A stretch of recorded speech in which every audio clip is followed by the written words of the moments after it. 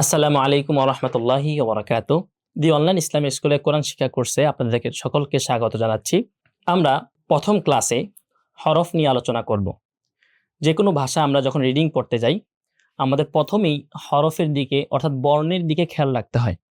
বর্ণ শুদ্ধ করে উচ্চারণ শিখা এটা গুরুত্বপূর্ণ একটি বিষয়। সেজন্য আমরা প্রথমেই বর্ণ নিয়ে আলোচনা করব। তার পূর্বে আমরা দেখব আমরা যখন বাংলা ভাষা বা ইংলিশ যেকোনো একটা ভাষাই পড়তে শিখি, সেটা কিভাবে শিখি, শুরুটা কিভাবে হয়। তো যেহেতু বাংলা আমাদের মাতৃভাষা, সেজন্য আমরা আগে বাংলাটা দিয়ে দেখি আমরা এবং বাংলাটার উপর নির্ভর করেই আমরা ইনশাআল্লাহ আলোচনাটা করব। দেখুন, আমরা যখন বাংলা ছোটবেলায় পড়তে শেখা শুরু করি, প্রথমে আমরা বর্ণ শিখি। এই বর্ণ প্রথম শেখার পরে তারপরে আমরা সাথে স্বরচিহ্নগুলো শিখি, অর্থাৎ আমরা স্বর, অ, স্বর, আ, ক, খ শেখার পরে আমরা স্বরচিহ্ন অর্থাৎ আকার, রস্বইকার বা কার চিহ্নগুলো আমরা শিখি। তারপরে বর্ণ, স্বরচিহ্ন এগুলো শেখার পরে আমরা ছোট ছোট শব্দ শেখার চেষ্টা করি, কিন্তু এর মাঝে যুক্ত বর্ণের যে বিষয়টা সেটা আমাদের একটু সমস্যা হয়। সেজন্য আমরা যুক্ত বর্ণটাকে আগে লিখতে পারি। যুক্ত বর্ণ যখন আমাদের মোটামুটি জানা হয়ে যায়, তখন কোন একটা শব্দ আমাদের পড়তে আর সমস্যা থাকে না, তখন আমরা একটা শব্দ পড়তে পারি।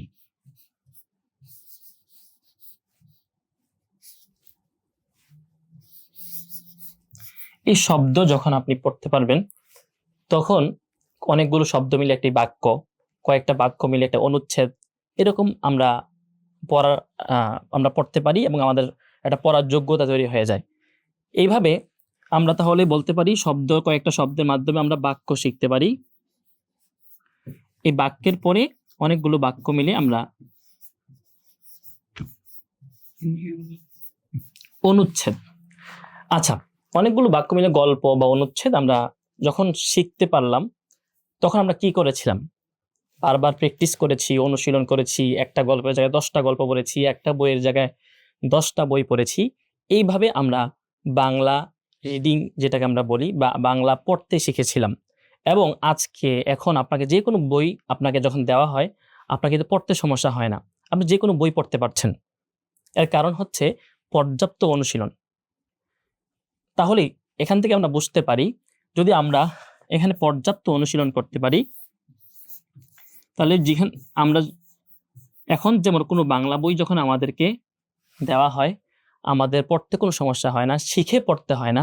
ঠিক তেমনি অ্যারাবিক যখন আমরা শিখব, ঠিক এই ফর্মুলাটাই হচ্ছে আমরা ফলো করব এবং শেষে পর্যাপ্ত অনুশীলন আমরা করব। এই কোর্সে ইনশাল্লাহ আমরা পর্যাপ্ত অনুশীলন করব, যার ফলে আপনার ইনশাল্লাহ কোরআন তেলাওয়াত করার ক্ষেত্রে এবং কোরআন ছাড়াও অন্যান্য অ্যারাবিকও আপনি চাইলে পড়তে পারবেন ইনশাল্লাহ। এবং কোরআনের ক্ষেত্রে তো অবশ্যই কোনো সমস্যা থাকবে না। আশা করি আপনারা সবাই বুঝতে পেরেছেন। তো আমরা প্রথমে বর্ণ নিয়ে আলোচনা করব। প্রথমে আমরা এই বর্ণগুলোকে দুই ভাগে ভাগ করতে চাই পাঠের জন্য, অর্থাৎ আমাদের পাঠকে সহজ করার জন্য। সেটা হচ্ছে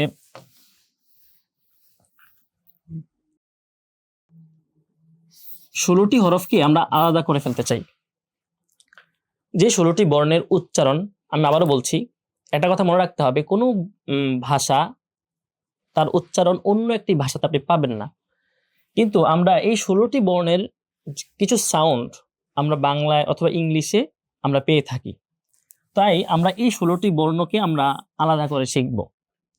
এই 16টি বর্ণ আলোচনা করতে গিয়ে আমরা প্রথমেই আলোচনা করব যে বর্ণটি, সেটা হচ্ছে আলিফ। খুব ভালো করে দেখতে হবে, আলিফ। এই আলিফ, এটা উচ্চারণ করার ক্ষেত্রে আমাদেরকে খেয়াল রাখতে হবে, আমরা ইংলিশে হয়তো এভাবে এটা লিখি। এখানে দুইটা বিষয় খেয়াল রাখতে হবে। এক, এটাকে তাড়াতাড়ি পড়তে হবে। আমি আবারও বলছি, আলিফকে তাড়াতাড়ি পড়তে হয়। আমরা অনেকে স্লোলি পড়ি, টেনে টেনে পড়ি। আলিফ এরকম করা যাবে না, অবশ্যই আলিফকে তাড়াতাড়ি পড়তে হবে। দ্বিতীয় যে বিষয়টা খেয়াল রাখতে হবে, সেটা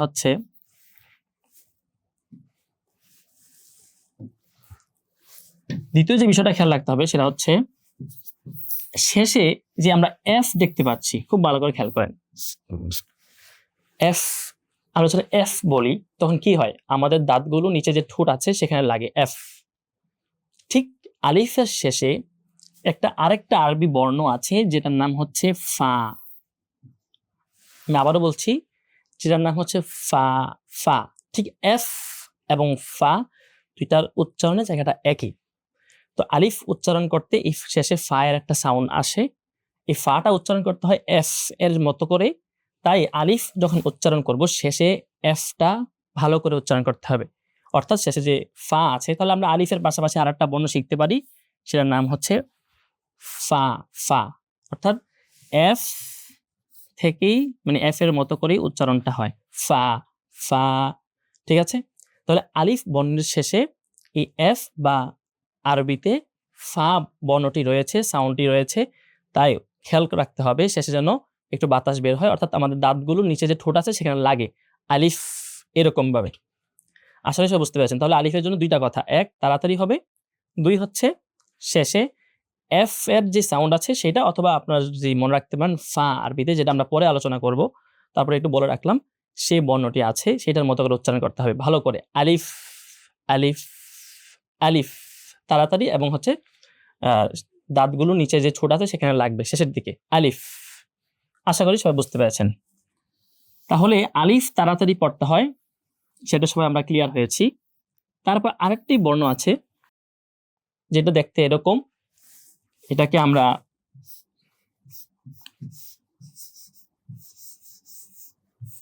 হামজা হামজা বলি। খুব ভালো করে খেয়াল করতে হবে। হ্যাঁ, এই হামজা বর্ণটিও তাড়াতাড়ি পড়তে হয়। আমি আবার বলছি, আলিফ যেমন তাড়াতাড়ি পড়তে হয়, এই হামজা বর্ণটিও তাড়াতাড়ি পড়তে হয়। এই হামজা কিভাবে পড়বো?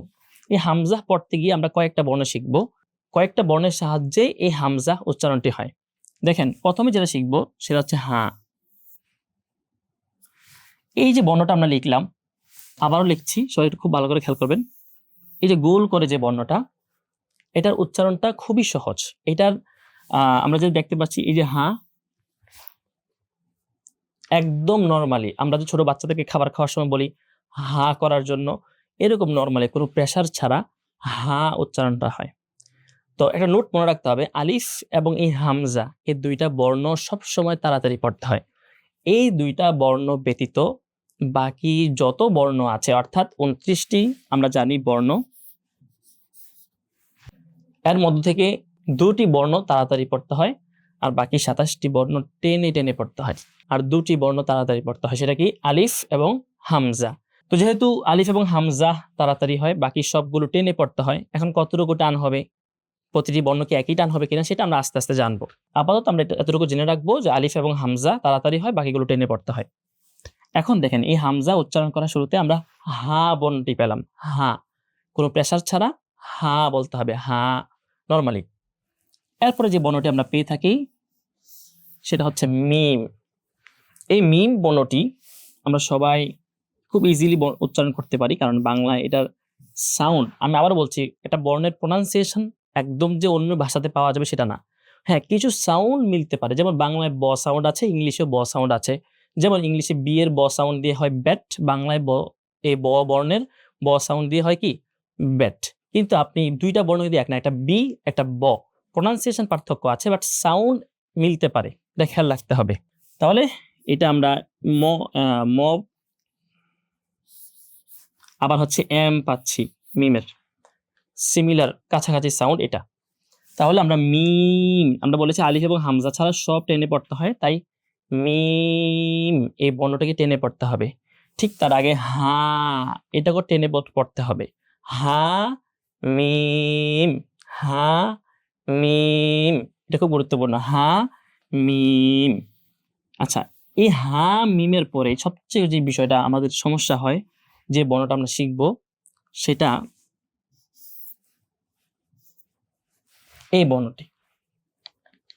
এই বর্ণটি উচ্চারণ শেখার আগে আমি আপনাদেরকে একটি বর্ণ দেখাচ্ছি। ইংলিশে এই লেটারটার নাম হচ্ছে জেড অথবা জি। এই যে জেড অথবা জি, আমি আবারও বলছি, আমাদেরকে বাংলা এটাকে জেড লিখে এভাবে লেখা যাবে না, এটা বর্গীয় জ দিয়ে লেখা যায় না, এটা হচ্ছে আবারও বলছি, দেখেন জেড অথবা জি, জি জেড, জি জেড। ঠিক জি আর জেড এর যে শুদ্ধ প্রনাউন্সিয়েশন আছে, এই বর্ণটা ঠিক এইটার সাউন্ডই হচ্ছে উচ্চারিত হয়, সেটা হচ্ছে জা, জেড, জি, জা, জা। আরবি হরফগুলো টানতে হয় সেটা আমরা জানি, জা, জা, জা, জা, এরকম। হ্যাঁ, তাহলে এই জা বর্ণ উচ্চারণটা আমরা খেয়াল রাখতে পারি, এই যে জা। তাহলে আমরা 3টা বর্ণ পেয়ে গেলাম হামজা শেখার জন্য, হা, মিম, জা, হামজা। ঠিক আছে, শেষে একটা আবার হায়ের একটা সাউন্ড আসে, হামজা, হামজা। তাহলে আশা করি আলিফ এবং হামজা এই 2টা বর্ণ আমরা ক্লিয়ারলি বুঝতে পেরেছি। এই 2টি বর্ণের উচ্চারণ তাড়াতাড়ি করতে হয়, বাকি সবগুলো টেনে পড়তে হয়। এই 2টা পড়তে গিয়ে আমরা 3-4টা বর্ণ শিখলাম। সেটা কি? প্রথমে শিখলাম হা, পরে শিখলাম মিম, এরপরে জা, আর আলিফ শিখতে গিয়ে শিখলাম হচ্ছে ফা। আমরা প্রথমে আসলে উচ্চারণের দিকে খেয়াল রাখছি, মানে উচ্চারণের দিকে মনোযোগ দিচ্ছি, সেই জন্য আমরা সিরিয়ালটা মেনটেন করছি না। আস্তে আস্তে ইনশাল্লাহ আমরা যখন সামনের দিকে যাব, সিরিয়ালটা আমরা মেনটেন করবো ইনশাল্লাহ। অর্থাৎ আমরা সিরিয়ালি শিখাবো হরফগুলো, তার আগে উচ্চারণগুলো আমরা একটু ভালো করে শিখে নিচ্ছি। তাহলে আলহামদুলিল্লাহ আমরা মোটামুটি 6টা বর্ণ শিখে গেলাম। তারপরে আমরা যেটা শিখবো, যেটা আমাদের জন্য খুবই সহজ, পরের বাকি 10টি বর্ণ আজকে যে আলোচ্য বিষয়, বা। খুব ভালো করে খেয়াল করতে হবে, এই যে বা বর্ণটি, তার সাথে আমি আরেকটি বর্ণ লিখি, তা বর্ণটি।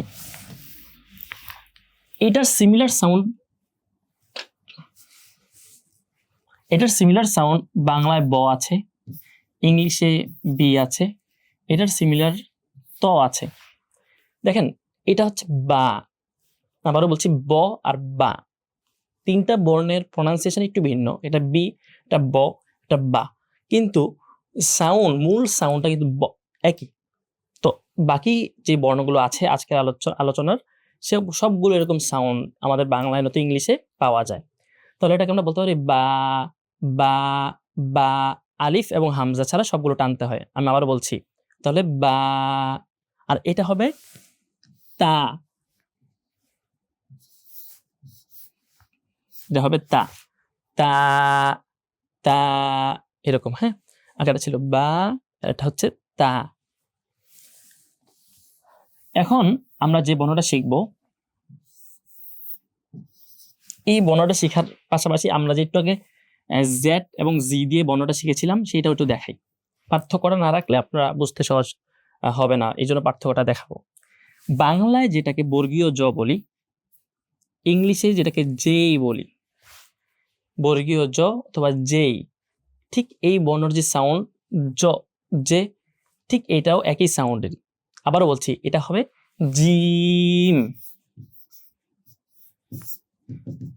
জিম, জিম, জ দিয়ে বর্গীয় জয়ের মতো করে জিম। কিন্তু এটাকে যদি আপনি জিম বর্গীয় জ দিয়ে বলেন যা, তাহলে তো এই বর্ণ মিলে গেল, তাহলে আমাদের 2টা বর্ণ আলাদা হওয়া দরকার ছিল। ঠিক ইংলিশের ক্ষেত্রে যদি এটাকে আপনি জেড বলেন বর্গীয় জ দিয়ে, তাহলে তো 2টার উচ্চারণ এক হয়ে গেল। এটাও প্রথমে জ বর্গীয় জয়ের মতো সাউন্ড, এটারও যদি বর্গীয় জয়ের মতো সাউন্ড আমরা করে থাকি, এটা আসলে আমরা উচ্চারণটা ভুল শিখি অধিকাংশই, সেই জন্য আমরা জেড বলি। আসলে এটা হচ্ছে জেড জি, 2টা উচ্চারণ ব্রিটিশ আমেরিকান, জেড জি। আর এই জেড জি, এটার যে শুরুতে সাউন্ডটা আছে সেটা দিয়ে হচ্ছে যা, আবার বলছি যা। আর এই জিম যেটা, এটা বর্গীয় জয়ের মতো করে জিম, জিম। আশা করি আপনারা সবাই বুঝতে পেরেছেন। এখন আমরা যেটা শিখবো সেটা হচ্ছে দাল, একটা বর্ণ আছে দাল, এটার সিমিলার সাউন্ড বাংলায় আছে দ।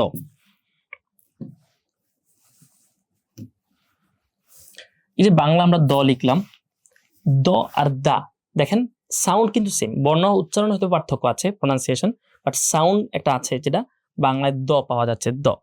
তো সেই বর্ণটা আমরা উচ্চারণ করতে পারি টেনে দাল। এটা ছিল দাল, দাল। আশা করি সবাই বুঝতে পেরেছেন।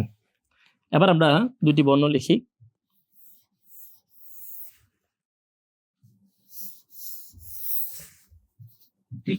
এই দুইটা আমরা আশা করি সবাই খুব ইজিলি বুঝবো।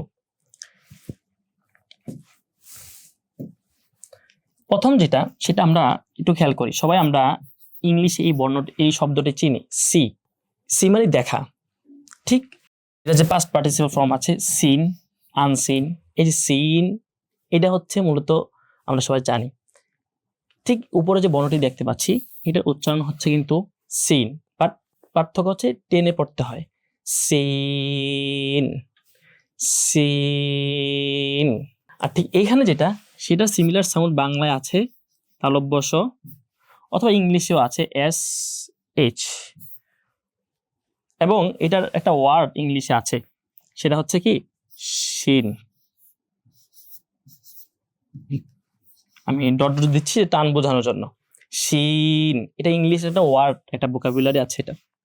তাহলে তালব্য শ এর শুরুতে একটা এরকম সাউন্ড আসতেছে, ঠিক শিনের শুরুতে এরকম সাউন্ড আসবে। তাহলে সিন হচ্ছে শিন, শিন, সিন, শিন, সিন, শিন। আচ্ছা, তারপরে আমরা ফা আলিফ পড়ার সময় কিন্তু ফাটা পড়েছিলাম, হ্যাঁ? তাই আমরা আলাদা করে আলোচনা করছি না। তারপর একবার বলে দিচ্ছি উচ্চারণটা, ফা বর্ণটা অর্থাৎ এফ এর মতো করে, হ্যাঁ? এফ উচ্চারণ করার সময় যেমন হয় ঠিক তেমন, ফা, ফা।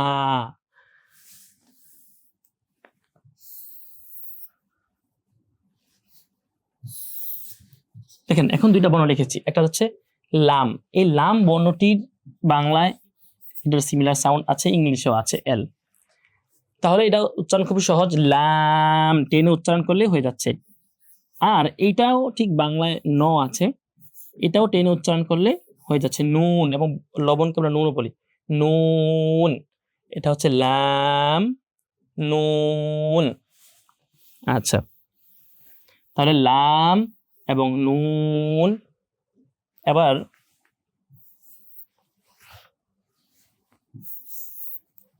ওয়াও, এটা উচ্চারণ করাটা খুবই সহজ। আমরা সবাই একটু খেয়াল করি, এই যে এখানে এই যে বিষয়টা লিখলাম, এটা অবাক হলে আমরা বলি ওয়াও। ঠিক এই বিষয়টা কিন্তু এটা একই, শুধুমাত্র পার্থক্য কি, টেনে বলতে হয়। আর খেয়াল রাখতে হবে, ওয়াও বলার সময় শুরুতে ঠোঁটটা গোল হয়, পরে ঠোঁট স্বাভাবিক হয়ে যায়, এরপর আবার ঠোঁট গোল করতে হয়। যেমন ওয়াও, ওয়াও, ওয়াও। মানে আর এটা আমরা নর্মালি একটু অবাক হলে বলি ওয়াও, ওইটাই হচ্ছে একটু সুন্দর করে ওয়াও এরকম বললে হয়ে যাচ্ছে।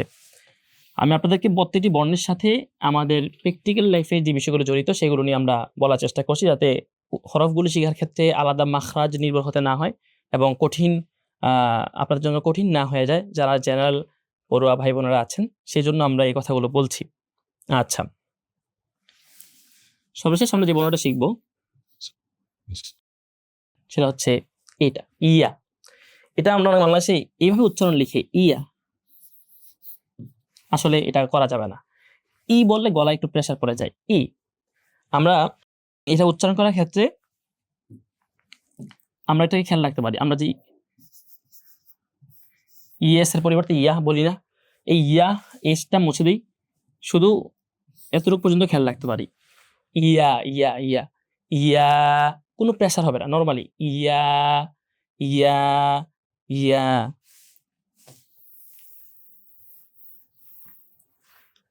এখন আমরা যে 16টি বর্ণ পড়েছি আজকে, সবগুলো একসাথে লিখবো ইনশাআল্লাহ, এবং একসাথে উচ্চারণ করার চেষ্টা করব। আমি কয়েকবার করে উচ্চারণ করে দিব, সকলেই বাসায় প্র্যাকটিস করার চেষ্টা করবেন ইনশাআল্লাহ। আমরা 16টি বর্ণ একসাথে করে নিলাম, যেগুলো আজকে আমরা শিখেছি। তাহলে আমরা প্রথম থেকে একটু পড়ে আসি। প্রথমটা হচ্ছে আলিফ, তাড়াতাড়ি হবে, আলিফ। তারপরটা বা, বা। তারপরে তা, তা। তারপরে জিম, জিম।